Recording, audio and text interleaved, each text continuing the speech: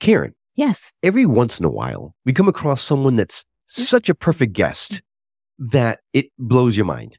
Mm-hmm. Now, we've been incredibly fortunate to have been blessed with a lot of those types of guests so far in his journey of discovery. We have. Now, the biggest challenge when a perfect guest comes along is when they have so much knowledge to share that we're overwhelmed by it all and find it absolutely impossible to narrow down a single topic of discussion for the show. Very true.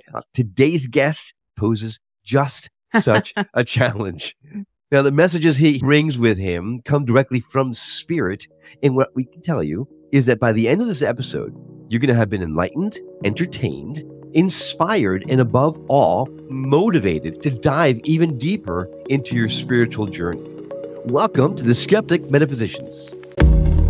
My name is Will. And I'm Karen. And unlike Mulder and Scully, we both want to believe. so we've embarked on a journey of discovery. We've talked to people deeply entrenched in the spiritual and metaphysical world. We've thrown ourselves into weird and wonderful experiences. I even joined a coven of witches. And wait, you joined a coven? Yep, all in the interest of finding something Anything. that will prove that there's something beyond this physical, three-dimensional world we all live in. This is the Skeptic Metaphysicians.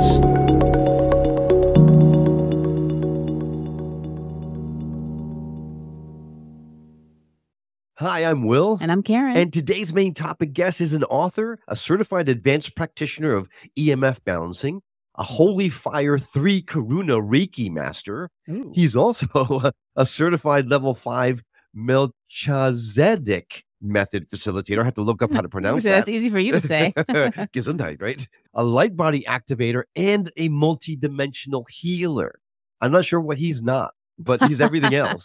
He's also the founder of Spirit Alliance, an organization that's dedicated to teaching and assisting people to stand on their own light and empower themselves, get this, Karen, by helping them in their own connection with the angelic realm in higher dimensions. Nice. I knew that would get your attention.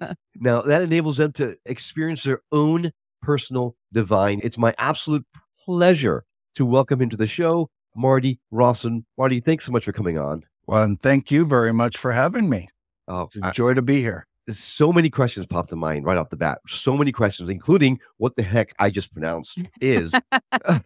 Actually, how to pronounce it. Okay. How close did I get to it? Not very. Damn it. Google Translator failed me again. But that's all right. It's Melchizedek. Oh, I was not close at all. Yeah. Melchizedek is truly one of the lords of light in this universe. Well, I hope that he forgives me for butchering his name. Oh, nothing to forgive. I'm sure he's chuckling right now. He's absolutely amazing. I also practice Ayurveda. And so That's right. there's one other little tidbit in there. So I have enjoyed a lot of different things and aspects of spiritual reality. So yeah, there's a lot of stuff that we can talk about today. Yeah, in fact, like I mentioned earlier, the hardest thing is narrowing down the topic of this conversation because you have so much to share. The very first question that jumps to mind directly is, Marty, why are we here? Right? That's the ultimate question. Why is humanity here? And are we alone in our plight throughout this course of our lifetimes? No, we've never been alone. Okay. It's impossible for you to be alone. You can think it if you want to, but that's just fooling yourself. Humanity was put on this planet, created on this planet, however you want to look at it, quite some time ago, and our consciousness fell to a very low state. But spirit, being the wonderful beings of light that they are, they decided, well, let's use this for soul growth. And so that's what they do. They develop this into the spiritual university of the universe, the emotional university, I should say. And that is why a lot of our problems here are emotionally related. Mm-hmm. So what my goal is with Spirit Alliance is to try to help people to create that real, honest connection with their angels and their guides and the beings of light that want so much to work with them. Because none of us are alone. We always have help. We always have guidance. And when we invite them into our lives and give them permission to work with us, all we have to do after that is pay really close attention to the subtle signs and things that they are giving us. And before long, you're creating magic in your life instead of misery. And so it's a beautiful thing. Can anybody make that connection? Or can everybody make that connection? Because sometimes it seems like some people are just so gifted and so enlightened and others just aren't. Well, I believe that, yes, anybody can. Okay. But I also believe that there are different, it's like a school. Some people are in grade school. Some people are in junior high. Some people are in high school. Some are in college, university. And some of us are in clown college. Yes. and we each have to know our place. It has begun. Yeah. And so nobody is better than or less than, anybody else, because, I mean, good Lord, our children are no less than we are. We don't even look at them that way. They're very special. And in fact, some people think that the children are actually closer, are higher, are more evolved because they're closer to the veil and are closer to. Oh, truth. Definitely. Yeah. What I'm trying to get to is that there's levels of learning, levels of growth. And some people came here specifically to experience the physical, to have their beginning lessons in learning about physical reality and life in a physical world instead of the etheric higher dimensions. And so that's what they came here to do. And they're not really ready to be enlightened yet. Okay. That's a little bit in later grades. So, it doesn't mean that they are less than. It simply means that that's where they're at in their learning process. Okay. Their growth. So, some people have been here many times. We've even had masters that have ascended that come back and try to be of assistance. And so those beings are fully wide awake and are the ones that are the true inspirations for us. Okay. And others, so it's literally like steps. And there's a whole wide range of humanity that covers the entire gamut. And that's the way it should be. Okay. So those that have connection with spirit need to help others understand that you can do this. If you really want to do it, all you have to do is invite them into your life and then pay very, very close attention and follow the urgings, the nudges, the thoughts that come into your head. Pay attention to your dreams, do all of this stuff, pay very close attention. And before long, you will have more and more synchronicities pop up in your life. And pretty soon you're going to be laughing and joking with them and realize that, wow, you guys have really helped me to, make my life a better place to be. You mentioned something while you were explaining this about how some of the, spirits want to come and experience the physical. And so I'm thinking about this as you're speaking. I'm like, well, if our goal is to kind of get out of this physical realm and become one with, the universe, source, spirit, whatever you want to call it, why would it be important to experience the physical if that's not ultimately part of the beyond, for lack of better words? To my understanding, it is that your soul growth is wherever it is at, however far you have gone before this. And in the higher realm, everything is comparatively perfect. And there is no opposition. There is no downside to really anything. And you must admit, you don't learn a whole lot when everything is perfect and warm and fuzzy. You actually learn through strife, through struggle, through enduring the hardships and all of this. That's how we actually learn life lessons. So one 70-year lifetime on Earth, especially being the emotional university of the universe, can equal 1,000,000 years worth of growth for your soul if it were to just try to stay in the higher dimensions and learn all that. So this is the master's class. This is literally where even the people that are not quite ready to be enlightened, their souls are ready to be here. They couldn't be here. And so everybody here is really advanced beings. Okay. You heard it here, Karen. He says, I'm an advanced being. Yeah. I'm glad someone has. Finally found somebody. Thank you, Marty. You're welcome. And what I would really like people to realize is to quit thinking like a human. And I get a lot of strange looks sometimes when I say that. Like I just did. Yep. Yeah. But let's look at this from Spirit's point of view. We are actually beings of light. We existed before we came in. We wrote our contract for our highest soul growth, and we came into this embodiment, and we left our spiritual family at home. They're the ones watching over us. They remember everything all the time. They know us better than we know ourselves, and yet we have forgotten them. So they want nothing more. It's like a family reunion, like somebody's coming out of a coma and, they remember you, and it's beautiful. Okay. So they really want to work with us, but we have to do our part in order to create that connection. Yeah. And that is trusting them that they are there and that they will help you, and paying very close attention so you can get the signs and the signals. We're going to go into all the signs and signals in a second, but a question just throws itself into my face and I have to just spit it out. Otherwise, it's going to drive me crazy. You're talking about we leave our soul family behind.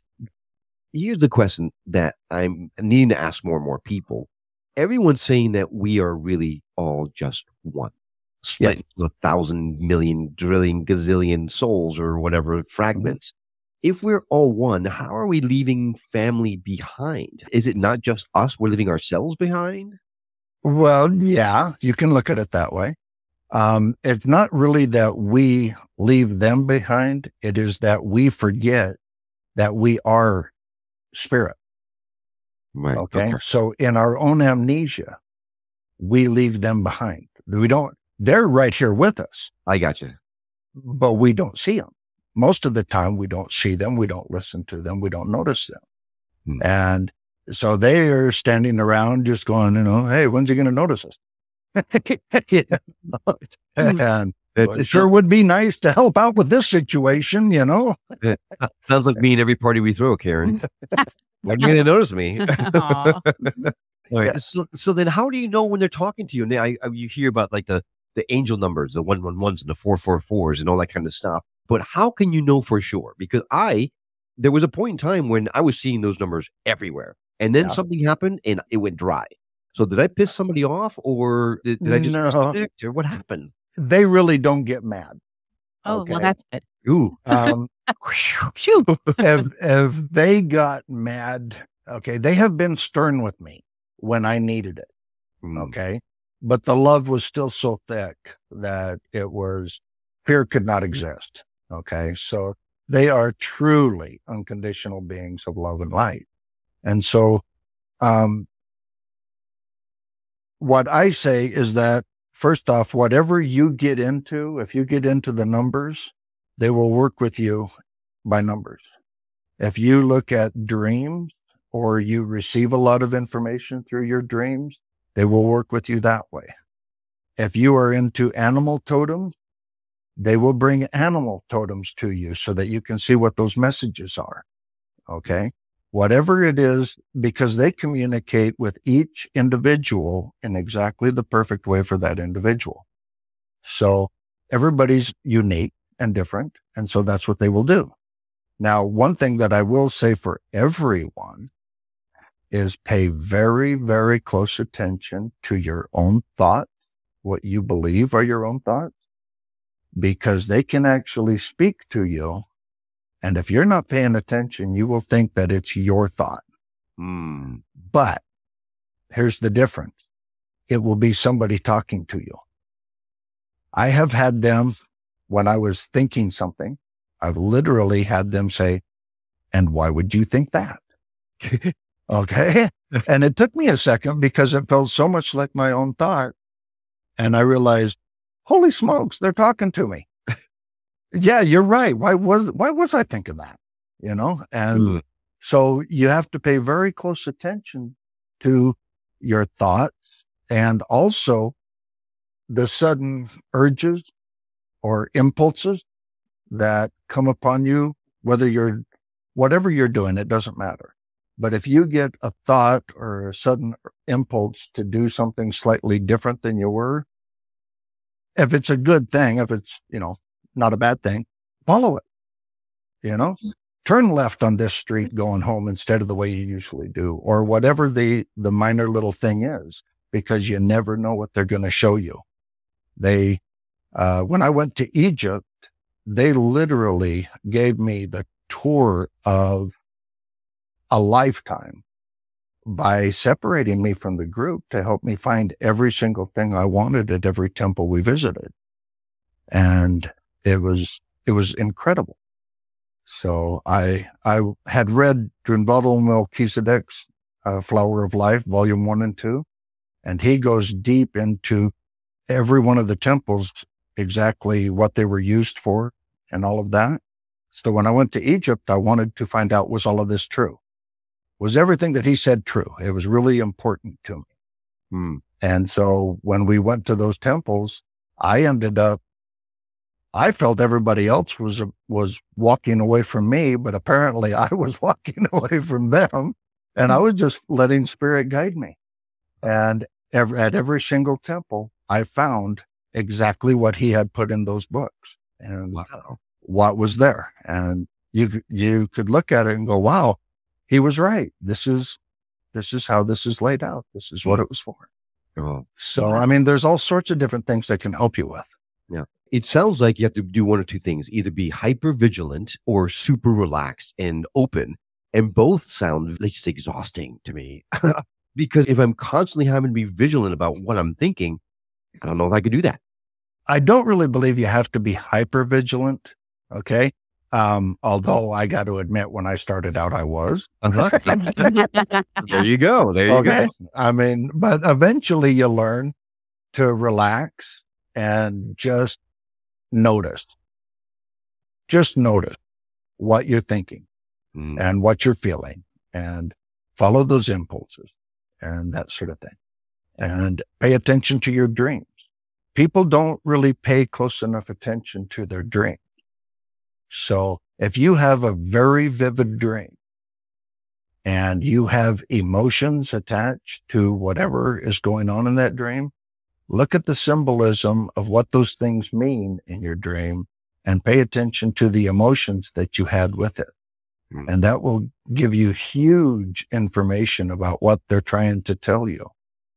And what I mean by that is very basic, but if you are in a small boat on a rough sea, okay, water is connected with emotion.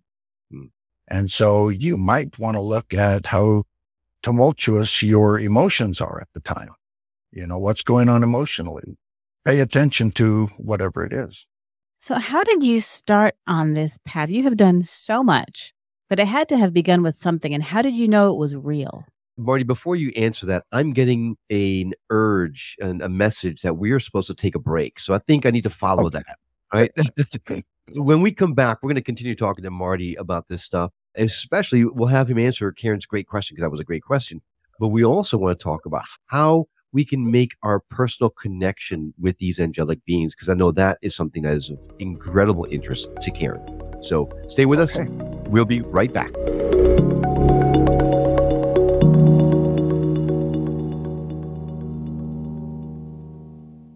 Welcome back to the Skeptic Metaphysicians. We are speaking to Marty Rawson, who is an everything type of spiritual teacher. He knows everything there is to know about spirituality. We're super blessed to have him. And this is not the conversation I thought we were going to have, Marty, about these signs, these messages. But apparently, Spirit wants us to follow this path. So we'll keep going on it for now. Right before the break, Karen asked a really great question. Karen, why don't you restate your questions so that Marty can answer it for you? How do I restate that? You have done so much along this path, and I want to know, how did you get started, and how did you know all of this was real? Okay. It actually started with me when I was very young. Mm-hmm. Okay. And in my book is titled, It Doesn't Have to Be This Way, a Spirit Alliance. I start out in the first several chapters talking about the experiences I had starting from when I was a child. And my first major experience with the paranormal was a period of missing time where we went to a park with a bunch of other children. I was only like maybe 6, 7 years old. And I was standing by a tree, and literally the very next thing I knew, I was at the other end of the park walking backwards, and the park was empty. Whoa. Now, that's typically Wow. tied in with UFOs and ET and abductions and things like that. Is that what happened to you? I felt at the time that was what happened. Even at my young age, I didn't know what to call them. Mm-hmm. But I do still to this day very much remember very clearly that I loved them and I wanted to go with them. I didn't want to be here. And I was kind of upset because they made me come back.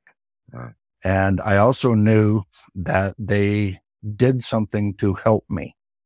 And I don't know in what way. To this day, I don't know exactly what they did to help me. But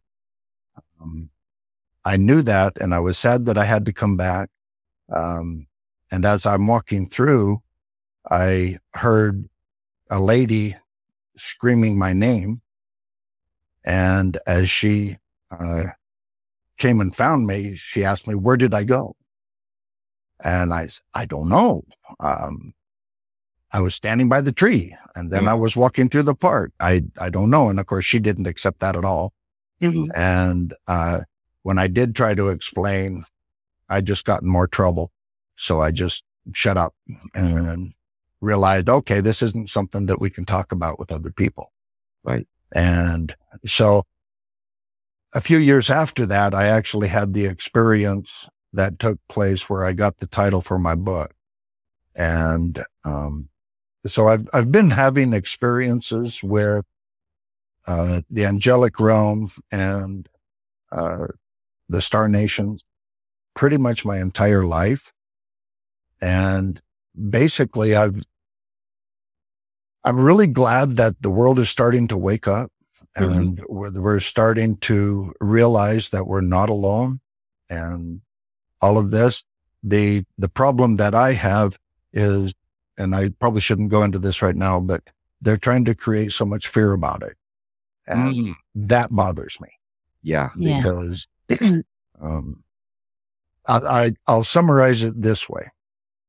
All of the star nations that are visiting, except probably a few that are working with the government, I wouldn't trust those guys. Okay. But all of the rest of them are from star nations that are billions of years older than us. Okay. There's a very basic concept in the universe that humans don't seem to think about. And that is, when you live a life in love and light, and you try to co-create with the divine out of love, your life is beautiful. Your life is full of love, and you get back what you have to experience, what you create. So you get back that love. The farther away from love and light you get, the more painful your life becomes. Okay? So humans on this planet, as far as I'm concerned, are not very smart. We keep hitting our thumb with the hammer, wondering why it hurts. Mm-hmm. And we just don't ever seem to learn that we're the ones doing it. Mm-hmm. Well, these other star nations figured it out a long, long time ago. So they are not here to take us over or I mean, really, the fear that humans have is that they might be like us. Yeah. Yeah. And, they grew up a long time ago. And so they are our older brothers and sisters, our older cousins, whatever you want to call them.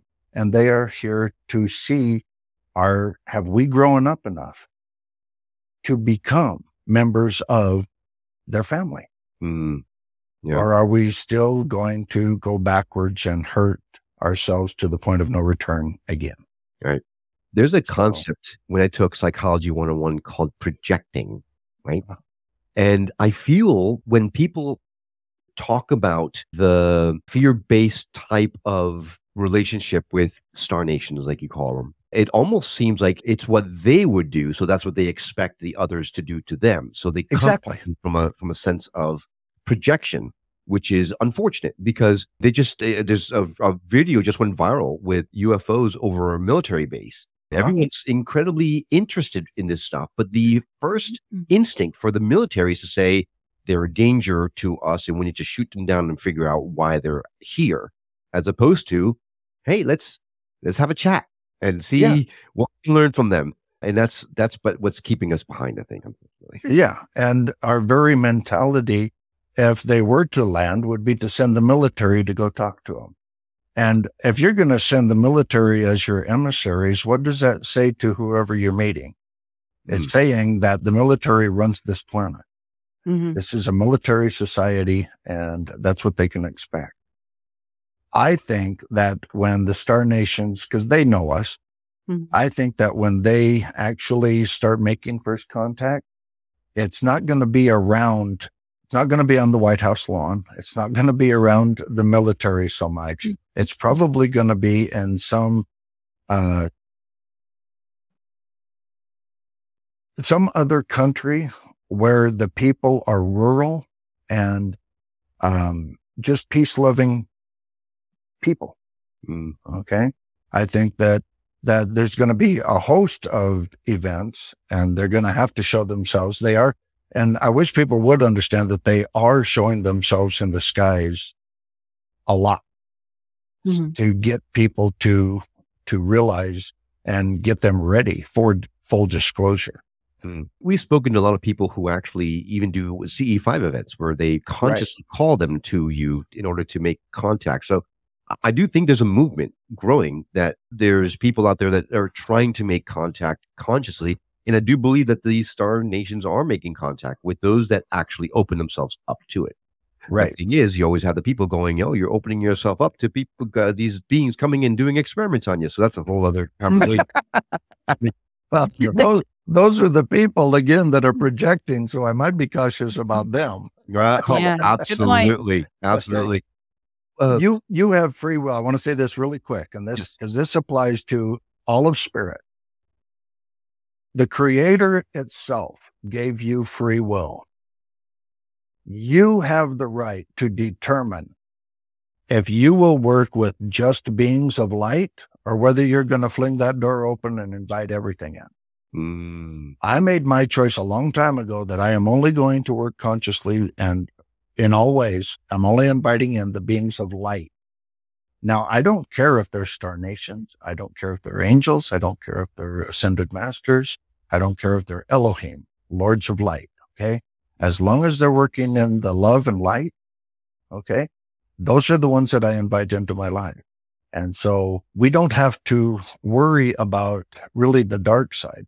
What spirit wants is they're really kind of tired of us being on our knees, begging for help. Okay. That only goes so far.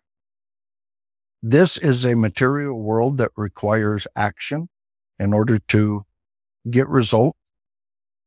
So what they would like is for each individual to create their own connection to the divine. And when everybody does that in their own way, we're not creating a new cult or a new religion or anything like that. Everybody around the world do it your own way, create that connection with spirit. Can you imagine the synchronicity that's going to take place on this planet when people actually start following their guidance from spirit? The people that can line up and meet each other and the great things that they can co-create. the way, this is how we will change our world, with the guidance of spirit, working with them in our lives on a daily basis. Mhm. And it's the only way that I know that it can happen peacefully, which is, of course, what we want. You just mentioned so many things that are so perfectly aligned with Karen and I and this show, because we talk a lot about the fact that growth happens at the edge of your comfort zone. We talk about only inviting light. Karen and I don't accept any dark. Our topics are all meant to help enlighten and raise the vibrations of the planet rather than bring it down. I mean, everything that you talked about, even including the last bit where there's so many paths, but one truth. And the importance is to accept that you are on your own personal path. Whatever works for you is perfect for you. It doesn't mean it's going to be perfect for the person next to you.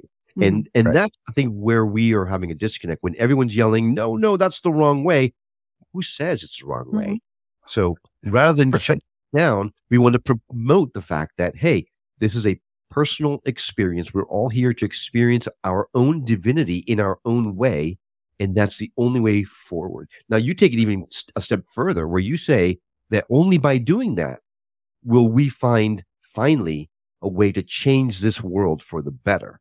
And I ask the question all the time to people, how can one person make that drastic of a change when the environment is so hostile, when everybody's so divisive with each other? So I think I understand how, but can you go further into that? How do we change the world when I'm just one person? Yes. Yes. That you said that so much better than me. Well, from my point of view, and this is what happened with me, I don't even live in the same world I used to. Okay. It's not in any way the way it was. When you heal your life, that is the first step, because we've all done some damage to ourselves. The first step is inviting spirit into your life, paying attention, and then heal your life and work on yourself. Work on raising your own love and light. Think about the things that you are grateful for, and let that be the stepping stone to feeling love. And do this within yourself. When you do that, your family's going to notice a difference in you. And they're going to go, hey, what's going on? I noticed that there's a lot of good things going on. Okay. And you can help your family to be in a lighter environment. Most importantly, I believe that we must start helping our children and teaching our children and our grandchildren how to deal with emotions in a healthier way. Because right now we have generation after generation going into emotional crises when they're in their 30s, because they were never taught how to deal with their emotions in a healthy way.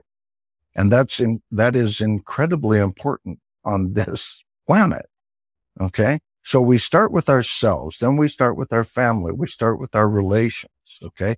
Then we start reaching out into our communities, and we start doing things from our own self and work outwards. And if we have more and more people that just do that alone, you will see tremendous changes coming to the consciousness of this planet, because there is the 100th monkey effect. Okay.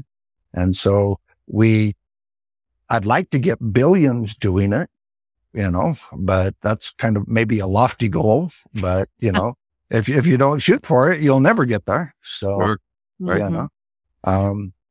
so does that kind of answer your question? It does. But then what do you say to people that say it's too late? It's too late for us to reach a tipping point to make a change before this world expires. Well, I say they don't understand spirit very well. Okay. It's never too late as long as you're breathing air.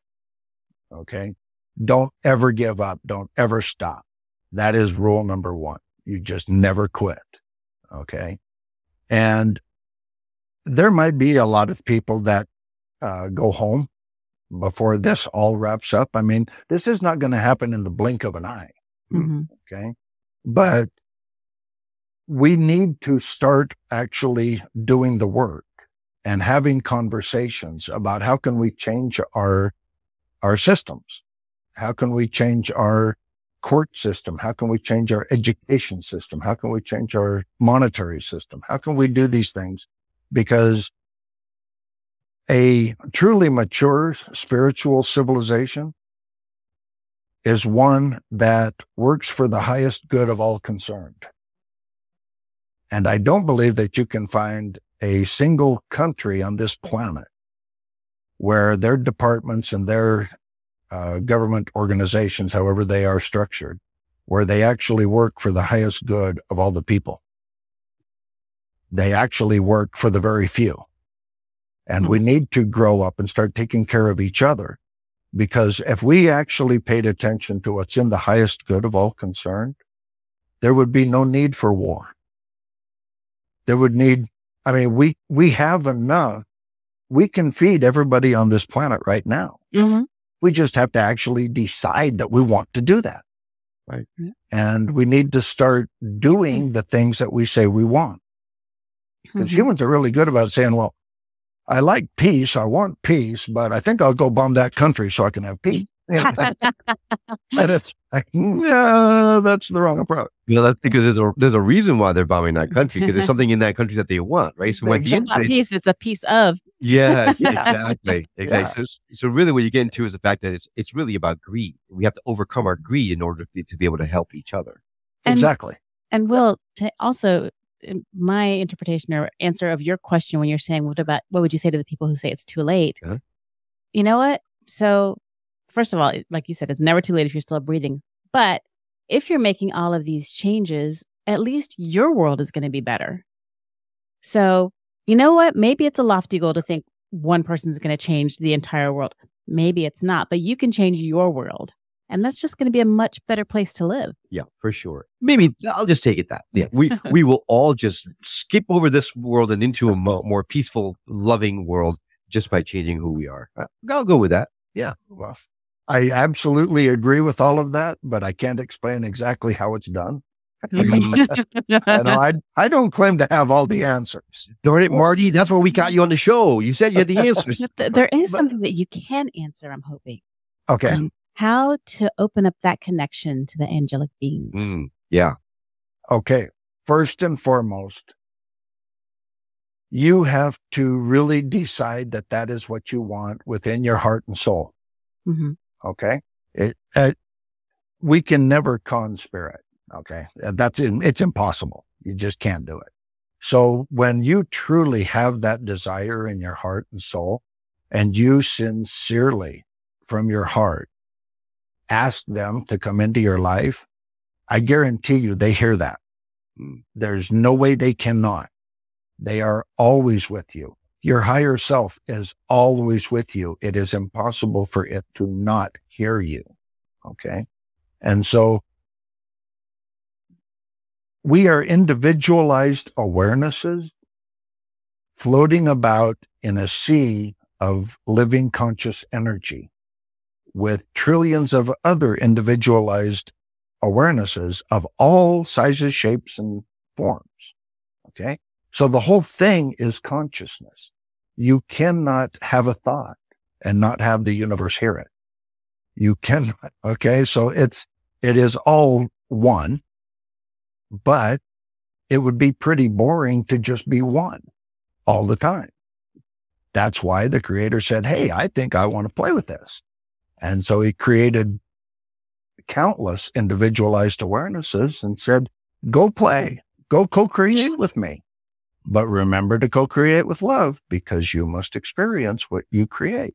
And that's what humans forgot. Right. So when we go back to that, we'll be better off. Right. Makes perfect sense. You have to not have fear. You have to really, truly want that connection and not be afraid of the connection or how that connection is going to make you look in front of others. I've been working with them for so long that fear doesn't even enter into my thoughts with them. Okay. So, it didn't, but that's a very valid point, and I'm glad you brought it up, because that could be a very real feeling for millions, if not billions of people. All I can tell you is that, and I think this will help answer it, but, it might not sound like it at first. Okay. So when spirit, I had an act of divine intervention in my life.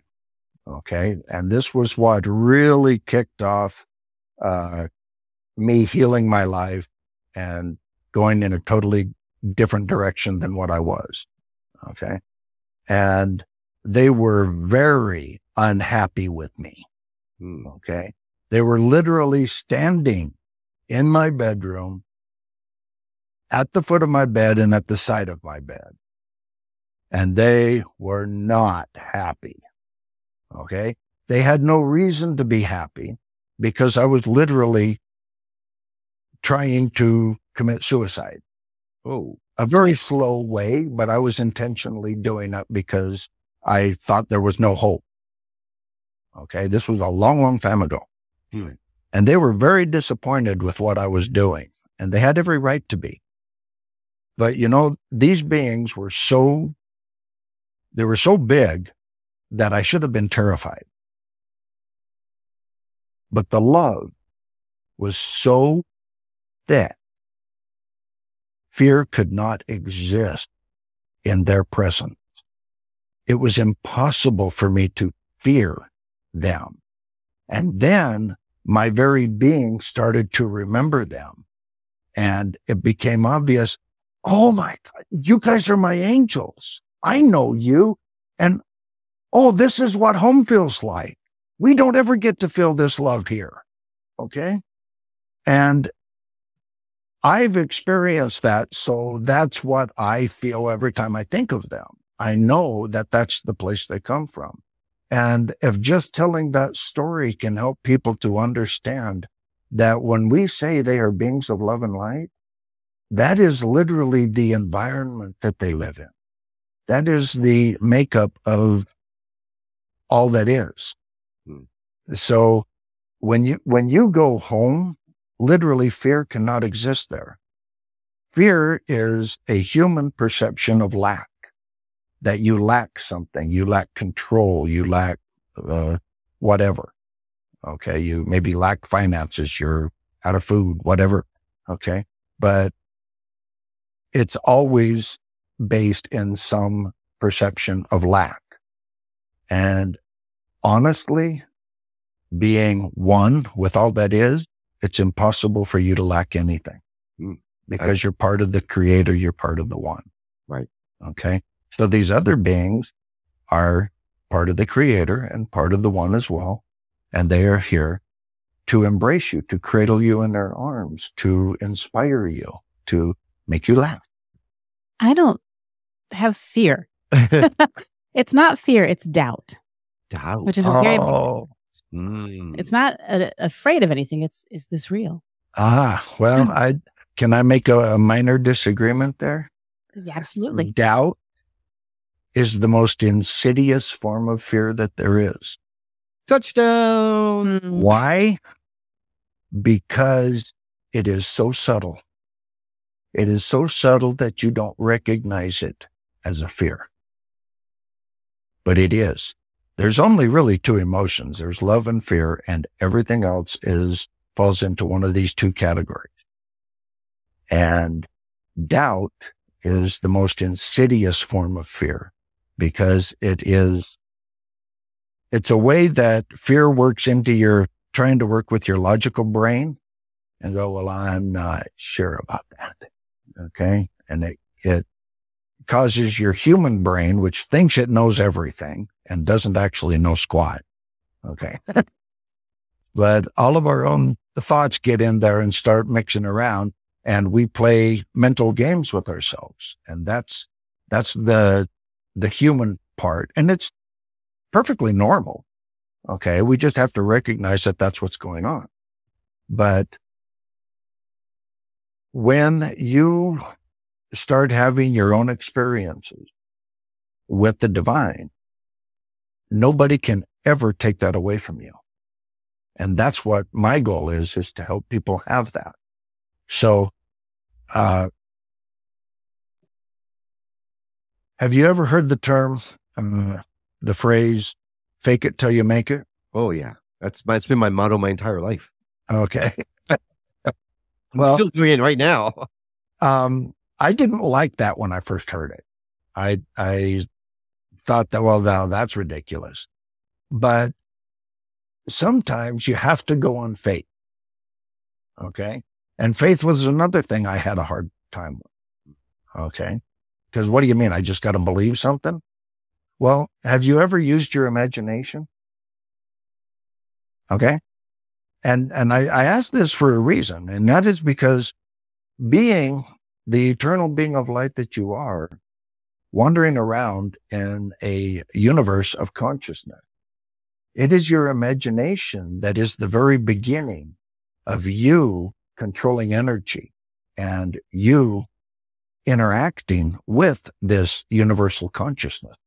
You have to start using your imagination. That is the very beginning of opening your third eye. That is the very beginning of having these visual experiences, is you have to practice using that imagination until one day your third eye opens up and you go, wow, that wasn't my imagination. That was cool. Okay. I saw that. And they talked to me. Okay. And you will have these experiences, but you have to trust and take those steps and be doggedly persistent until it happens.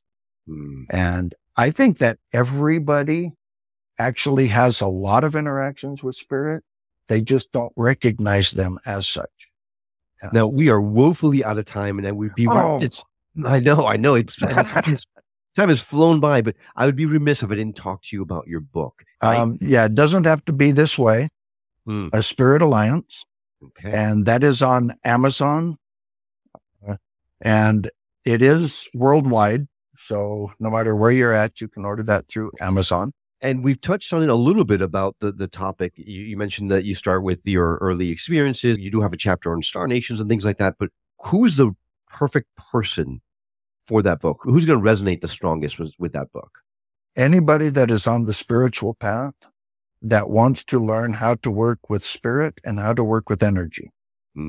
Okay. I put a lot of techniques and things like that in there so that people can actually start working with energy and start working with spirit and start understanding how multidimensionality works and what are the universal laws of the universe and all of these different things, so that you can actually, by the time you're done, my goal was to help you have a vision of the unity consciousness of the universe, and also see maybe some suggestions as to what we can do to heal our society and heal ourselves and take this in the direction that we want to go.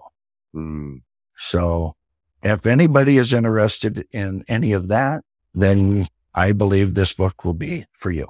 That sounds amazing. I know I'm going to go run out and get it absolutely as soon as we finish this interview. Marty, we touched on so many different things. I feel like we need to get you back, but we touched on 5 or 6 different things. Each one of them could have been own its entire episode. So I think we have to have you come back and talk about specific. I would be absolutely honored to do that. All right. We're going to add links to ways for you to contact you on our show notes. We'll also add a direct link to your book on our show notes. So all you need to do is go to skepticmetaphysician.com, go to his episode page, and you will see those links directly laid in there. It'll be super easy for you to get that book and to connect with Marty. So Marty, thank you so much for your time, your expertise, for your inspiration. Thank you for waking up early and coming and chatting with us today. It was my pleasure. Thank you for having me. And a huge thank you to you. Yes, you, the person that hit play on this episode. We know that there are tons of options out there, and having you decide to come along on our journey of discovery with us is an absolute honor for us. We hope you've enjoyed this conversation as much as we have. If you did and you feel called to give back, we invite you to visit our website at skepticmetaphysician.com, where you can donate to the show or subscribe as a member through our Buy Me a Coffee campaign. Your support will go a long way towards allowing Karen and I to bring you these wonderful conversations and teachings in more and more robust ways. Of course, if contributing to the show content is what you're looking for instead, well, we'd love for you to contribute by sending us a voicemail or an email from our website, or leave us a review on Apple Podcasts or any other podcasting platform that supports them. Karen and I love hearing from those that are moved to message us. It truly does fuel our passion. You are the reason we do this show, and knowing what you like and don't like help us craft the very best show we can so that we can help raise the vibration of the planet together. Now, if you know someone who would benefit from hearing the message we're sharing on the show, do them and us a favor and share the show with them. It will help get the word out about us, and it might just change someone's life for the better. Well, that's all for now. We will see you on the next episode of The Skeptic Metaphysician. Until then, take care.